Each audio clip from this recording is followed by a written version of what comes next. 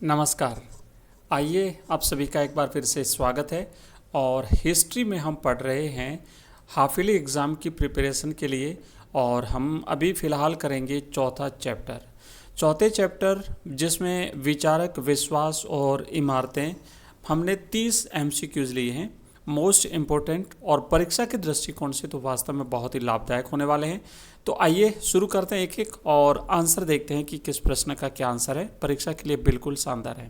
पहला प्रश्न है कि सांची का स्तूप भारत के किस राज्य में स्थित है। अब देख पा रहे हैं ये सांची का स्तूप है, और मेरा ऐसा मानना है कि आप पिक्चर देखेंगे तो आपको चित्र के साथ प्रश्न जल्दी याद हो जाएगा। तो ये सांची का स्तूप जो है ये भारत के मध्य प्रदेश राज्य में स्थित है, और ये भोपाल से 20 मील की दूरी पर है। तो आंसर रहेगा राइट, मध्य प्रदेश। ये जो सांची का स्तूप है ये मध्य प्रदेश के रायसेन जिले में स्थित है, और ये भारत की सबसे सुरक्षित बची हुई प्राचीन इमारतों में से एक है। 1818 में जनरल टेलर ने इसे खोजा था। नेक्स्ट, अगला क्वेश्चन है हमारा। दूसरा प्रश्न है कि सांची के स्तूप को संरक्षित रखने में किन बेगमों का महत्वपूर्ण योगदान रहा था। तो बच्चों राइट आंसर जो है वो इसका ऑप्शन बी है, शाहजहां बेगम और सुल्तान जहां बेगम। इन्होंने, ये भोपाल की बेगमें थी। और सांची का स्तूप अगर हम देखें कि आज तक अगर बचा हुआ है तो इसका श्रेय भोपाल की इन बेगमों को जाता है। उन्होंने इसके रख रखाव के लिए धन दिया था और संग्रहालय एवं अतिथिशाला भी बनवाई थी।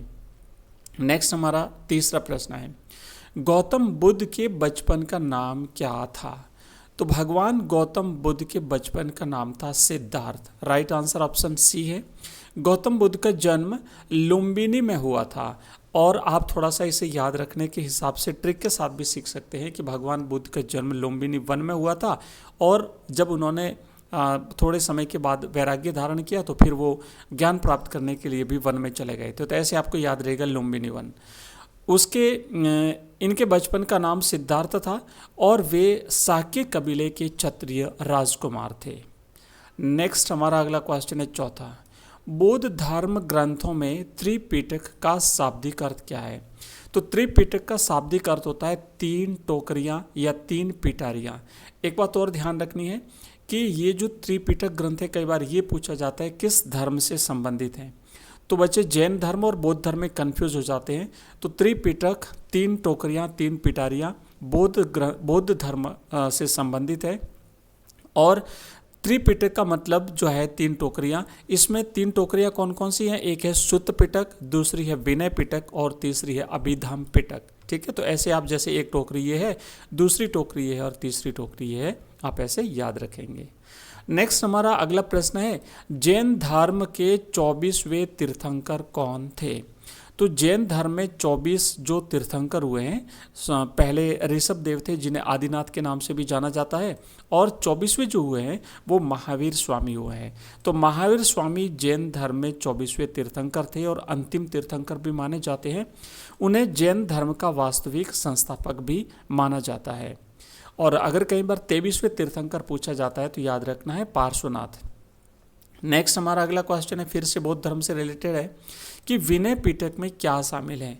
तो बौद्ध धर्म ग्रंथ जो 3 पिटक हैं, विनय पिटक, सुत्त पिटक और अभिधम पिटक, तो इसमें से जो विनय पिटक है इसमें जो बौद्ध धर्म है, बौद्ध धर्म के जो संघ के नियम हैं वो इसमें जो है वो शामिल है। तो ऑप्शन सी इसका राइट आंसर रहेगा, संघ या मठ के नियम जो है वो इसमें शामिल हैं। एक्चुअली संघ या मठ में जो भिक्षु और भिक्षुणियाँ रहती थी तो उनके लिए जो आचार संहिता बनी हुई है, जो नियम बने हुए हैं, उन नियमों और आचार संहिताओं का ये संग्रह है वो विनय पिटक है। ठीक है, विनय मैंने विनम्रता के साथ कैसे जीवन यापन करना है उन भिक्षु और भिक्षुणियों को संघ में रहते हुए, तो ये सभी जो नियम है वो उसमें शामिल किए गए विनय पिटक में। नेक्स्ट प्रश्न है हमारा 7वां, ऐसी महिला जिसने भिक्षुणी बनकर निर्वाण प्राप्त किया उसे क्या कहा जाता था। तो भिक्षुणी बनकर के, यानी बौद्ध धर्म ग्रंथ से रिलेटेड ये प्रश्न है। बौद्ध धर्म में शामिल होने वाली महिलाएं थेरी कहलाती थी। यह शब्द उन वरिष्ठ भिक्षुणियों के लिए इस्तेमाल होता था जिन्होंने निर्वाण प्राप्त कर लिया था। तो इसे राइट आंसर है ऑप्शन ए, थेरी, है ना। देवी उपासिका दासी नहीं कहेंगे बल्कि उन्हें थेरी कहा जाता था। और हर प्रश्न के लिए हमने पिक्चर यहाँ पे लगा रखी है ताकि आपको प्रश्न इजीली याद हो जाए। और एक बार क्योंकि पिक्चर दिमाग में बैठ जाती है ना, तो वो प्रश्न लंबे समय तक याद रहेगा। परीक्षा के दृष्टिकोण से ये प्रश्न आपको याद रह जाएगा। नेक्स्ट अगला प्रश्न देखो कि सांची के स्तूप की खोज किस वर्ष हुई थी। अभी थोड़ी देर पहले हमने देखा था कि 1818 में जनरल टेलर ने इसकी खोज की थी। तो ऑप्शन ए हमारा राइट आंसर है, जनरल टेलर 1818 में। इसके बाद कई वर्षों तक इस पर ध्यान नहीं दिया गया, लेकिन बाद में जॉन मार्शल ने इसे संरक्षित किया और ये जो सांची का स्तूप आप देख पा रहे हैं ये अभी सुरक्षित अवस्था में है। और इसका सबसे बड़ा श्रेय जो है वो भोपाल की बेगमों को जाता है, जिसमें सुल्तान जहाँ बेगम और दो बेगमों का नाम जो है वो विशेष रूप से लिया जाता है। अगला क्वेश्चन है कि बुद्ध ने अपना प्रथम उपदेश कहाँ दिया था। बच्चों मोस्ट इंपोर्टेंट प्रश्न है, ध्यान देना कि भगवान बुद्ध को जब ज्ञान की प्राप्ति हो गई तो ज्ञान प्राप्ति के बाद में इन्होंने अपना सबसे पहला उपदेश जो है वो सारनाथ में दिया था। राइट आंसर ऑप्शन सी है, सारनाथ। तो ज्ञान प्राप्ति के बाद बुद्ध ने अपना पहला उपदेश वाराणसी के पास सारनाथ में दिया था। इसे धर्म चक्र प्रवर्तन कहा जाता है। ये सारनाथ वाली जगह है जहाँ भगवान बुद्ध ने अपना प्रथम उपदेश दिया था। ठीक है, और ये जो प्रथम उपदेश दिया था, ये जो घटना है, इस घटना को धर्म चक्र प्रवर्तन कहा जाता है। नेक्स्ट प्रश्न देखेंगे, 10वां प्रश्न है स्तूप का संस्कृत में क्या अर्थ होता है। तो ये एक इस प्रकार का स्तूप होता है, आप देख पा रहे हैं। ये एक पेडेस्ट्रियन होता है, इसके यहाँ पे साइड में पिलर हैं और बीच में जो एक गुंबद होता है, इस प्रकार का ये गुंबद बना हुआ है। तो ये एक संरचना जो है बीच में से उठी हुई, ये पूरा स्तूप कहलाता है। और स्तूप का मतलब होता है, संस्कृत में इसका अर्थ होता है टीला। स्तूप का शाब्दिक अर्थ होता है टीला, यानी मिट्टी का ढेर। यह पवित्र माना जाता है क्योंकि इसमें बुद्ध के अवशेष जो है वो गाड़े जाते थे, जैसे दांत है, राख है, ये गाड़े जाते थे। तो ये बौद्ध धर्म से संबंधित है, याद रखना है आपको। और टीला इसका शाब्दिक अर्थ है। नेक्स्ट हमारे 11वां प्रश्न है अशोक वदान के अनुसार किसने स्तूप बनाने का आदेश दिया था। तो अशोक वदान के अनुसार ये जो स्तूप अभी हमने देखा, ऐसी संरचना बनाने का आदेश सम्राट अशोक ने दिया था। ऑप्शन सी इसका राइट आंसर है। सम्राट अशोक ने बुद्ध के अवशेषों के हिस्से करके उन्हें देश के अलग अलग महत्वपूर्ण शहरों में भिजवाया और उनके ऊपर स्तूप बनवाने का आदेश जो है वो दिया था। नेक्स्ट हमारा अगला क्वेश्चन है कि स्तूप के सबसे ऊपरी भाग पर बनी बालकनी जैसी संरचना को क्या कहते हैं। अब आप यहाँ पे देख पा रहे हैं ना, ये जो आपको संरचना दिखाई दे रही है इस गोल घेरे में, ये इसकी बालकनी है। तो ये बालकनी जैसी जो संरचना होती है ये इसकी हर्मिका कहलाती है। आंसर बी इसका राइट आंसर रहेगा। स्तूप के जो गोलाकार ढांचा है, इसके ऊपर एक चौकोर रेलिंग या बालकनी बनी होती है, वो हर्मिका कहलाती है। तो अब याद रखना, ये स्तूप के ऊपरी हिस्से में जो बना हुआ है इसे हम हर्मिका कहते हैं। अगला क्वेश्चन है कि बौद्ध धर्म के महायान संप्रदाय का क्या अर्थ है। बौद्ध धर्म के दो संप्रदाय थे, एक महायान संप्रदाय और एक हीनयान संप्रदाय। तो महायान संप्रदाय का अर्थ होता था बड़ी गाड़ी, ग्रेट व्हीकल, है ना, बड़ा वाहन।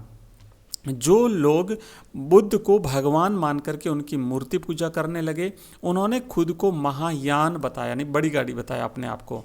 और पुरानी परंपरा वालों को हीनयान कहा गया था, छोटी गाड़ी वाले। नेक्स्ट प्रश्न है कूटागार साला। कूटागार साला का अर्थ या शाब्दिक अर्थ क्या होता है। तो कूटागार साला का शाब्दिक अर्थ होता है नुकीली छत वाली झोंपड़ी। अब ये जो आप पिक्चर देख पा रहे हैं, जैसे ये झोंपड़ी है ना, तो इसकी जो छत होती है ना, ये नुकीली होती है। आपने बौद्ध धर्म के जो विशेष करके जो इनके पवित्र जो स्थल होते हैं, है ना, अब उनमें ये इस प्रकार की छत बनाई जाती है। तो इस नुकीली जो छत वाली जो झोंपड़ी होती है, ये जो है वो क्या कहलाती है, ध्यान रखना है, कूटागार साला। ये जगह होती है जहाँ पर घुमक्कड़ जो भिक्षु और दार्शनिक रुकते हैं और आपस में जो दार्शनिक मुद्दे होते हैं उस पर शास्त्रार्थ करते हैं, विचार विमर्श करते हैं। तो ये राइट आंसर है इसका। और ये अलग अलग आकृति की, अलग अलग प्रकार की हो सकती है। आप देख पा रहे हैं जैसे ये है ना, इस प्रकार की ये होती है जहाँ पे अंदर भिक्षुक बैठ करके शास्त्रार्थ कर रहे हैं। या फिर ये इस प्रकार की भी हो सकती है, ये इस वाली भी हो सकती है। तो ये यहाँ पे शास्त्रार्थ चलता है इनका। नेक्स्ट हमारा 15वां प्रश्न है कि बौद्ध संघ में प्रवेश पाने वाली पहली महिला कौन थी? तो बौद्ध संघ में प्रवेश पाने वाली पहली महिला थी वो महाप्रजापति गौतमी, जो कि भगवान बुद्ध की सौतेली माँ थी या मौसी थी इनकी। बुद्ध की उपमाता या मौसी जो है महाप्रजापति गौतमी संघ में शामिल होने वाली पहली भिक्षुणी थी। उन्हें आनंद के कहने पर, आनंद भगवान बुद्ध का प्रिय शिष्य था, उनके कहने पर जो है वो इनको प्रवेश दिया गया था संघ में। नेक्स्ट प्रश्न है अमरावती का स्तूप किस राज्य में है? वर्तमान स्थिति इसकी बतानी है आपको। तो अमरावती का स्तूप जो है वो फिलहाल आंध्र प्रदेश में है और एक्चुअली ये अब नष्ट हो गया है, लेकिन कुछ खंडहर इसके अवशेष जो है वो बचे हैं। अमरावती स्तूप आंध्र प्रदेश के गुंटूर जिले में कृष्णा नदी के तट पर था और 19वीं सदी में इसे बहुत नुकसान पहुंचाया गया। नेक्स्ट हमारा अगला क्वेश्चन है साल भंजिका की मूर्ति का संबंध किससे माना जाता है? तो साल भंजिका की मूर्ति का संबंध जो है वो शुभ प्रतीक के रूप में जाना जाता है। ये माना जाता है कि इस स्त्री के छूने से पेड़ों में फूल खिल उठते थे। इसे एक मांगलिक या शुभ प्रतीक जो है वो माना जाता था, है ना। आप यहाँ पे पिक्चर भी देख पा रहे हैं, याद रखेंगे। अगला हमारा प्रश्न है कि जैन धर्म के अनुसार निर्वाण या मोक्ष कैसे प्राप्त किया जा सकता है? तो जैन धर्म के अनुसार त्रिरत्नों के पालन से, इनके 3 जो रत्न हैं जिसमें सम्यक दर्शन, सम्यक ज्ञान और सम्यक चरित्र, ये 3 दर्शन है, त्रिरत्न है या 3 दर्शन भी इसे कहते हैं। देखो बौद्ध धर्म में तो त्रिपीठक हैं और जैन धर्म में त्रिरत्न है, 3 रत्न है। तो जैन धर्म के अनुसार कर्म के चक्र से मुक्ति पाने के लिए त्रिरत्नों सम्यक ज्ञान, सम्यक दर्शन और सम्यक चरित्र का पालन करना जरूरी है। अगर ऐसा करते हैं तो हमारे जो कर्म हैं वो कर्मों का जो चक्र है वो टूट जाता है, उससे मुक्ति मिल जाती है और इस प्रकार व्यक्ति को निर्वाण या मोक्ष प्राप्त हो सकता है।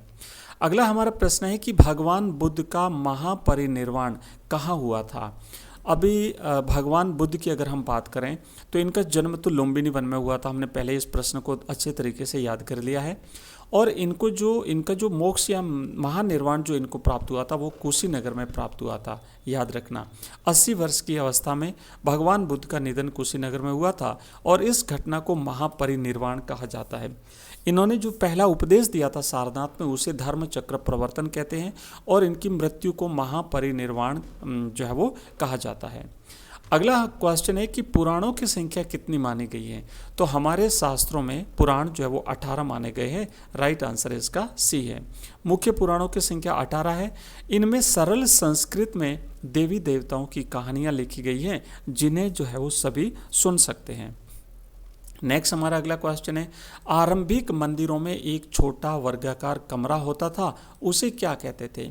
तो ये जो आप मंदिर देख पा रहे हो ना, इस मंदिर के अंदर एक छोटा सा कमरा है और उस छोटा से कमरे को हम गर्भगृह कहते हैं, जहाँ भगवान की मूर्ति जो है वो स्थापित की जाती है। तो ये छोटा सा कमरा गर्भगृह कहलाता है। ये एक छोटा सा कमरा होता है जिसमें मंदिर के मुख्य देवता की मूर्ति स्थापित की जाती है। नेक्स्ट हमारा अगला क्वेश्चन है कि थेरवाद का संबंध किस धर्म से है? तो थेरवाद बौद्ध धर्म से संबंधित है बच्चों, ऑप्शन बी याद रखना। थेरवाद बौद्ध धर्म की वह शाखा है जो बुद्ध के मूल उपदेशों का कड़ाई से पालन करती है और मूर्ति पूजा में विश्वास नहीं करती है, वो थेरवाद कहलाती है। नेक्स्ट आगे बढ़ेंगे और अगले क्वेश्चन की तरफ। वॉल्टर इलियट ने अमरावती के स्तूप से क्या इकट्ठा किया था? वॉल्टर इलियट ने अमरावती के स्तूप से संगमरमर की मूर्ति जो है वो इकट्ठी की थी। 1854 में वॉल्टर इलियट अमरावती से कई मूर्तियां मद्रास ले गए जिससे स्तूप को बहुत ज़्यादा नुकसान हुआ था। नेक्स्ट है जैन धर्म के 5 महाव्रतों में से ब्रह्मचर्य किसने जोड़ा था? अब जैन धर्म में जो 5 महाव्रत हैं उन 5 महाव्रतों में जो एक ब्रह्मचर्य नाम का जो महाव्रत है उसे महावीर स्वामी ने इसमें शामिल किया था। महावीर स्वामी जो है वो जैन धर्म के 24वें तीर्थंकर हुए हैं और पहले जो इनके 4 जो महाव्रत हैं, पहले 4 महाव्रत हैं वो जैन धर्म के 23वें जो इनके गुरु जो हुए हैं उन्होंने इसमें शामिल किए थे, या फिर हम इन्हें तीर्थंकर भी कहते हैं। और महावीर स्वामी ने 5वां जो व्रत है ब्रह्मचर्य वो इसमें शामिल किया था। बौद्ध परंपरा में चैत्य क्या होते हैं? तो बौद्ध परंपरा में चैत्य का मतलब होता है पूजा स्थल। जिन स्थानों पर स्तूप बने होते थे या जो पूजा के स्थान होते थे उन्हें चैत्य कहा गया है। ध्यान देना, इस प्रकार के होते हैं इनके चैत्य। नेक्स्ट अगला क्वेश्चन है कि सांची के तोरण द्वारों पर उत्कीर्ण कौन सा जानवर शक्ति और ज्ञान का प्रतीक है। अब ये जो सांची का स्तूप है आप देख पा रहे हैं, यहाँ पे इस स्तूप में जानवरों के चित्र बने हुए हैं, जैसे आप यहाँ पे देख पा रहे हैं, है ना, ये चित्र आप देख पा रहे हैं। यहाँ पे ये जो चित्र बने हुए हैं, इन चित्रों में जो है वो कहा गया है कि भाई शक्ति और ज्ञान का प्रतीक कौन है। तो शक्ति और ज्ञान का प्रतीक हाथी को माना गया है। सबसे ज़्यादा चित्र भी जो है वो हाथी के ही बने हुए हैं। तो हाथी को शक्ति और बुद्धिमत्ता का प्रतीक माना जाता है। यह माया देवी के सपने से भी जुड़ा हुआ है। नेक्स्ट, अब यहाँ पे देखोगे ना, सबसे ज़्यादा चित्र जो हैं वो हाथी के बने हुए हैं और हाथी को ज्ञान और शक्ति का प्रतीक माना गया है। नेक्स्ट आगे बढ़ेंगे।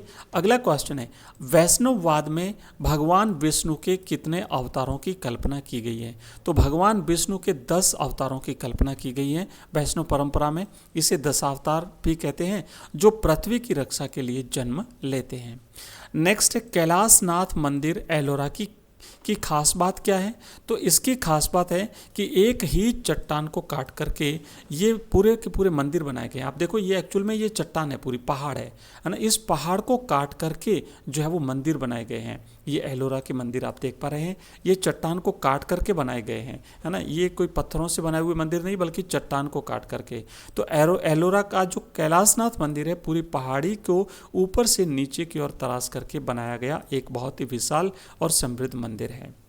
नेक्स्ट हमारा प्रश्न है कि फ्रांसीसी और अंग्रेज सांची के किस तोरण द्वार को ले जाना चाहते थे। तो ये पूर्वी जो तोरण द्वार था, इस पूर्वी तोरण द्वार को वो ले जाना चाहते थे, लेकिन भोपाल की बेगमों ने अंग्रेजों को प्लास्टर ऑफ पेरिस की नकल देकर के इस असली तोरण द्वार को बचा लिया था। नेक्स्ट हमारा अगला क्वेश्चन है और अंतिम प्रश्न है, नियतिवाद संप्रदाय के शिक्षक कौन थे। तो मक्खली गोसाल जो हैं ये नियतिवाद संप्रदाय के शिक्षक थे और उनका मानना था कि सब कुछ भाग्य में पहले से ही लिखा हुआ है और इंसान इसे बदल नहीं सकता है। बच्चों, इसी के साथ हमारी ये क्लास तो यहीं पर कंप्लीट होती है, पर मैं आशा करता हूँ कि ये क्लास आपको निश्चित रूप से पसंद आई होगी। बहुत ही शानदार, बहुत ही इंपॉर्टेंट क्वेश्चन हमने आज की इस क्लास में शामिल किए थे। और अगर आपको ये वास्तव में पसंद आए हैं तो क्लास को लाइक करना है, इस चैनल को सब्सक्राइब करना है। और अगर आप चाहते हैं कि इसी प्रकार आपके बाकी जो चैप्टर बचे हैं वो भी मिल जाएँ, तो आप नेक्स्ट चैप्टर कमेंट बॉक्स में कमेंट डाल देना, मैं आपको अगला चैप्टर अवेलेबल करा दूँगा। अपन कंटिन्यू करते रहेंगे सारे के सारे चैप्टर्स, और इसी तरीके से हाफिली एग्ज़ाम के बाद में बोर्ड एग्जाम्स के लिए भी हम आपको इस तरीके से शानदार आपकी तैयारी करवाएंगे। तो मिलते हैं अगली क्लास में, तब तक के लिए जय हिंद, जय भारत।